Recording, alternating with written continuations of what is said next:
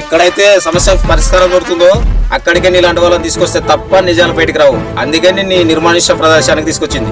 ఇంతకు నువ్వెవరు? కడు పేద కుటుంబంలో పెట్టిన కడు పేదవాడిని, పట్టా పుచ్చుకొని పట్టభద్రుని, 10,000 జీతం కూడా ప్రభుత్వం వేయలేని కడు పేదవాడి కుటుంబంలో పుట్టి ఎన్నో ఆర్థిక ఇబ్బందులు ఎదిరించి నీ ముందు నిల్చున్న నిరుపేదవాడిని.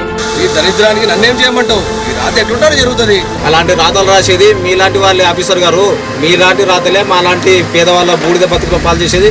మీరు రాసిన రాతలపై ఆధారపడుతుంది కాబట్టి మిమ్మల్ని ఈ రోజు మా కష్టాలు ఏదో చెప్పడానికి ఇక్కడ బంధించింది మిమ్మల్ని. నేనేం చేశానయ్యా? నేనేం తప్పులు రాతలు రాశాను? నా వల్ల నీకేం నష్టం జరిగింది? ప్రభుత్వ పథకాలకు సంబంధించి మీలాంటి వాళ్ళు పేద, నిరుపేద, మధ్యతరగతి కుటుంబాలు ఇలా ప్రణాళికబద్ధంగా డివైడ్గా చేసి ఇలాంటి ఆర్థిక పరిస్థితులు వాళ్ళు ఉన్నారనే కులగణన కానీ లేకుంటే వాళ్ళ పరిస్థితి కానీ స్థితిగతులు వాటి ఆధారంగా కనుక మీరు ప్రతి ప్రభుత్వ పథకంలో నిరుపేదలను గుర్తించినట్లయితే మాలాంటి ఎంతో మంది నిరుపేదలకు న్యాయం జరుగుతుంది.